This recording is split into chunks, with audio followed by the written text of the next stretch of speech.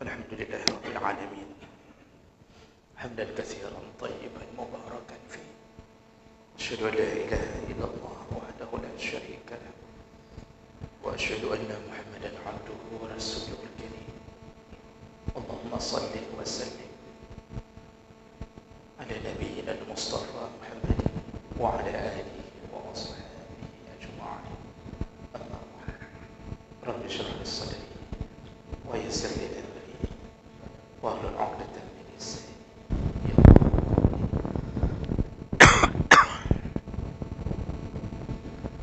Segala puji bagi Allah, kemudian salawat dan salam kepada Rasulullah, pada keluarga dan seluruh sahabat-sahabatnya, jemaah salat maghrib, bapak-bapak dan ibu-ibu yang Allah muliakan insyaAllah.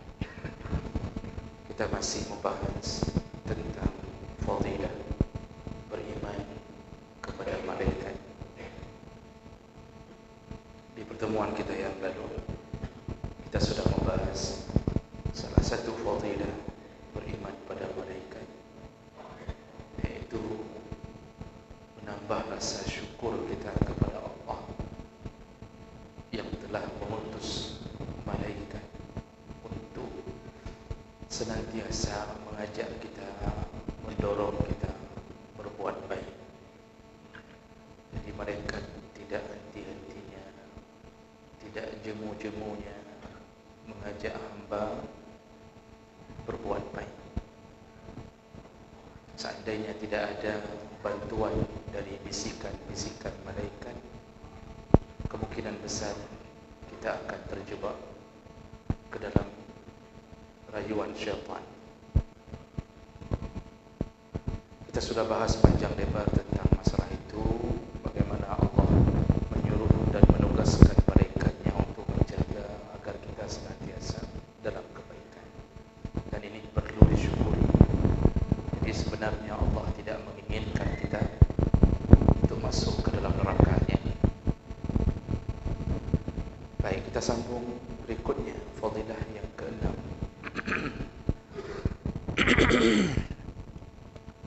Yaitu dengan beriman pada malaikat menambah semangat dan keikhlasan dalam beribadah, seperti ibadah dan taatnya para malaikat. Jadi salah satu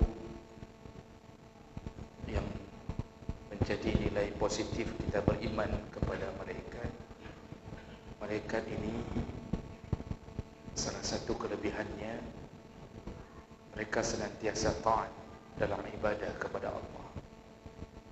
Maka selayaknya kita sebagai hamba paling kurang mencoba meniru ketaatan mereka. Kebahagiaan itu ada di balik ketaatan. Allah tidak janjikan kebahagiaan pada harta, kecuali harta itu dibawa ke dalam taat. Allah tidak janjikan kebahagiaan abadi melalui keindahan fisik kita, kecuali fisik itu kita bawa ke dalam taat. Dan malaikat melakukan itu. Dan ini salah satu yang patut kita tiru. Malaikat itu dibalik kelebihannya dengan berbagai kekuatan yang Allah beri, tapi mereka selalu dalam keadaan beribadah dan taat. Jadi tidak ada kesombongan sedikit pun, walaupun mereka punya berbagai keistimewaan. Allah cantumkan ini dalam banyak dalil. Di antaranya Allah sebutkan dalam surat Anbiya 19 sampai 20, kata Allah, wa lahu man fis samawati wa man fil ardi wa lahu man fis samawati wal ardi wa man 'indahu la yastakbiruna an ibadati wa la yastahsirun. Kata Allah, Allah mempunyai atau memiliki kekuasaan seluas langit dan bumi, dan Allah Subhanahu wa ta'ala juga memiliki para malaikat, yang malaikat itu la yastakbirun, tidak pernah bersikap angkuh, sombong, an ibadatihi, tidak pernah menyombongkan diri untuk beribadah di hadapan Allah, wala yastahsirun, dan juga mereka tidak pernah merasa letih, tidak pernah merasa kelelahan dalam beribadah. Lalu Allah sambung di ayat yang ke-20, yusabbihuna al-laila wan-nahar la yaftarun. Malaikat itu selalu bertasbih siang dan malam dan tidak pernah berhenti. Tidak pernah berhenti. Jadi ibadah mulut, lisan, ibadah badan mereka lakukan dalam keadaan tawadhu, dalam keadaan merendah diri di hadapan Allah Subhanahu wa taala. Dalam ayat yang lain surah Ghafir ayat 7 Allah katakan alladzina yahmiluna al-'arsya, para malaikat yang membawa arasy, wa man haulahu, dan yang berada di sekeliling arasy, yusabbihuna bihamdi rabbihim wa yu'minuna bih, mereka selalu bertasbih kepada Tuhan mereka dan mereka beriman kepadanya. Jadi kembali Allah ulang-ulang, mereka itu tidak pernah berhenti bertasbih, memuji-muji Allah Subhanahu wa taala. Rasulullah sallallahu alaihi wasallam dalam hadis riwayat Abu Dzar, Rasulullah mengatakan, inni ara ma la taraun, aku pernah melihat dan aku bisa melihat apa yang kalian tidak bisa lihat, kata Nabi. Wa asma'u ma la tasma'un, aku bisa mendengar yang kalian tidak bisa mendengarnya. Ata'atis sama' wa haqqun laha an tunta, kata Rasulullah,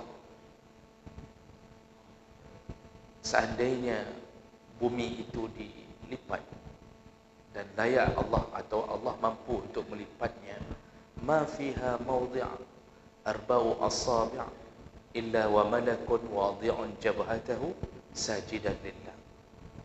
Kalau seandainya bumi itu dilipat dan kita diberikan izin untuk langit, mohon maaf, seandainya langit itu dilipat dan kita seandainya diberikan izin untuk mengukur langit, maka kata Rasulullah,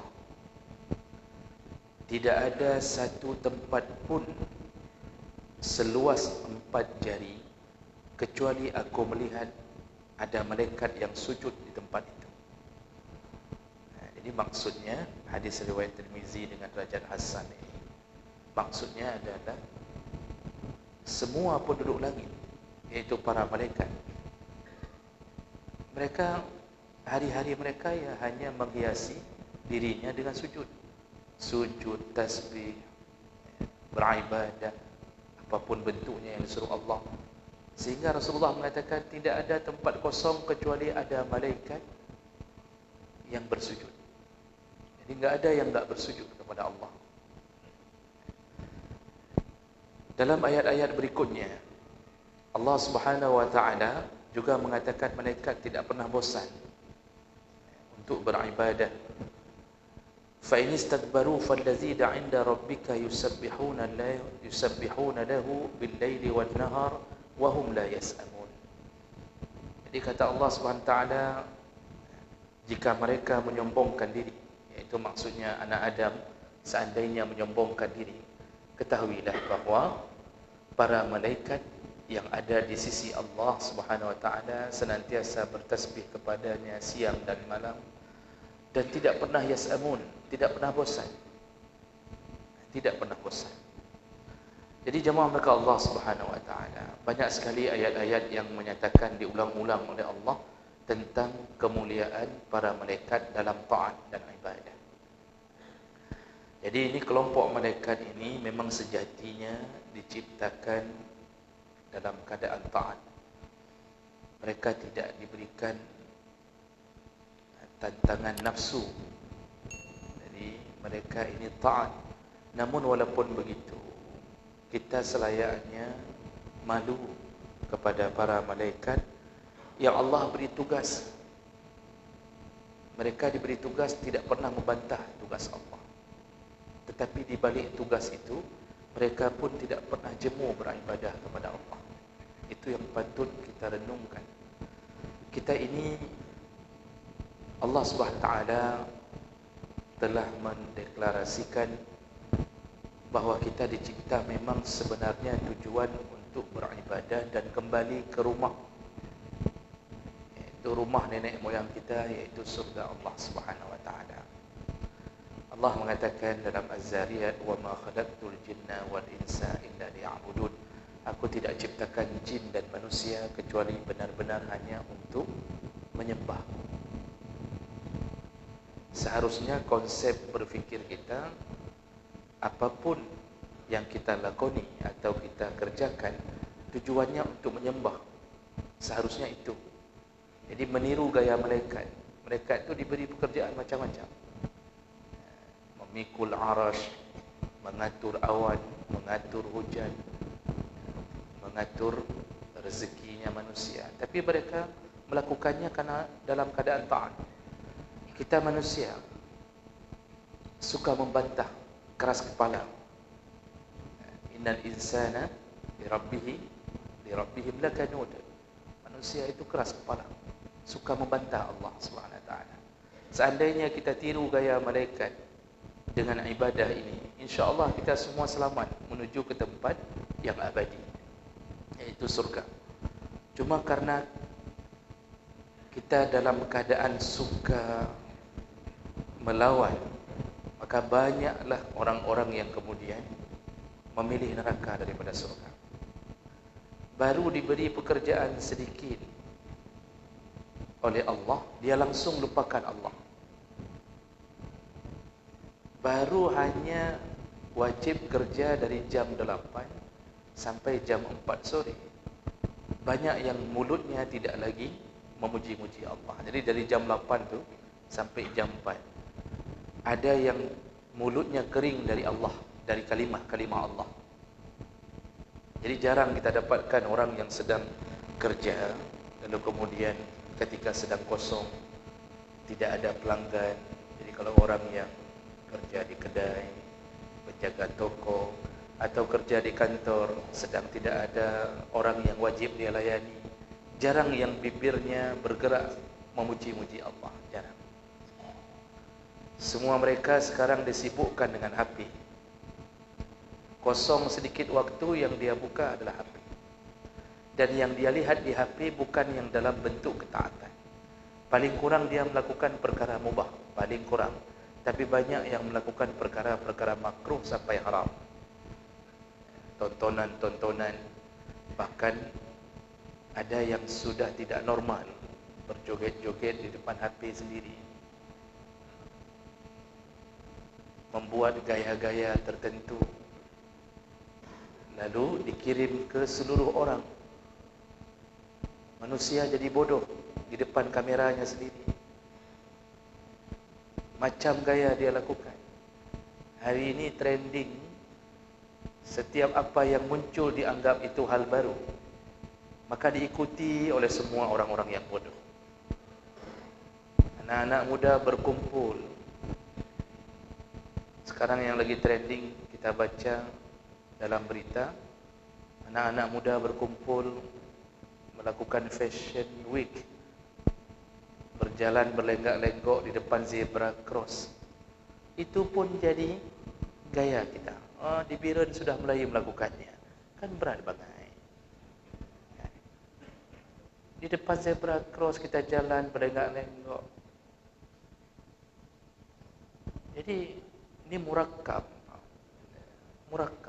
Jadi bangainya bangai murakkab. Yang menyembah Allah tidak ada. Jadi kita disibukkan dengan urusan-urusan seperti itu. Hilang satu, muncul lagi yang baru, ikut lagi. Yang orang hari ini sibuk dengan menyembah Allah tidak ada. Makanya pemimpin sangat menentukan gaya hidup satu komunitas yang dipimpinnya. Dalam Al-Bidayah wan Nihayah disebutkan ketika masa Umar bin Abdul Aziz, khalifah dari Bani Umayyah yang digelar Khulafa Rashidin yang kelima, iaitu salah satu dari cicitnya Umar bin Khattab yang sangat jujur. Ketika lampu PLN dia matikan kalau ada orang yang datang ingin curhat masalah pribadi. Dia tidak mau pakai lampu negara, jadi dia pakai lilin sendiri. Tapi kalau bicara masalah negara, dia pakai lampu negara. Itu terkenal dengan itu. Nah, disebutkan oleh Ibnu Katsir, di zaman beliau memimpin, semua rakyat bangun dari pagi hari. Setelah salat subuh, mereka bertemu sesama mereka. Pertanyaan yang mereka ajukan, tadi malam ada salat tahajud? Kamu sudah baca Quran? Berapa ayat yang sudah kamu hafal? Anakmu sudah berapa juz? Salat duha jam berapa? Nanti duhur di mana salat? Pertanyaan-pertanyaan itu terus setiap hari di antara masyarakat, kata Ibnu Katsir. Jadi pertanyaannya seputar agama, seputar salat, ibadah, ada puasa Senin Khamis. Yang ditanya puasa, sedekah sudah, bayar zakat bagaimana? Itu pertanyaan yang bergulir di tengah masyarakat selama dipimpin oleh Umar bin Abdul Aziz. Ini dalam catatan sejarah yang ditulis oleh para ulama. Jadi begitu mulianya kehidupan mereka dalam ibadah. Dalam ibadah, kerja tetap kerja, tetapi taat dalam kerja. Jadi kerjanya dibawa semua ke ibadah. Hari ini dunia menyelimuti pikiran kita, sehingga kita ketika bertemu dengan sesama kita, pertanyaan itu ada tapi jarang kita dengarkan. Maka pertanyaan yang banyak adalah dunia, tentang merek HP, mobil, sekarang ganti mobil apa, sekolah-sekolah favorit, tapi sekolahnya sekolah yang mendunia. Jadi pertanyaan tentang agama itu hanya dari mulut sesama orang-orang yang saleh yang sedikit. Tapi kebanyakan dunia bicara tentang dunianya. Jadi proyek, Pak berapa proyek. Nah, kemudian nyokiban, persiapan 2020 kiban. Apa yang harus kita lakukan? Kita begini, kita begitu. Semua bicara itu. Semua bicara itu. Kita disibukkan dengan hal-hal yang sebenarnya kalau kita sembah Allah, Allah akan buka pintu rezeki. Tapi karena kita tidak menyibukkan dengan ibadah, maka Allah sempitkan rezeki. Akibatnya kita bicara masalah rezeki. Kita tidak buka kuncinya, tapi kita bicara masalah unsur-unsur dalam rezeki.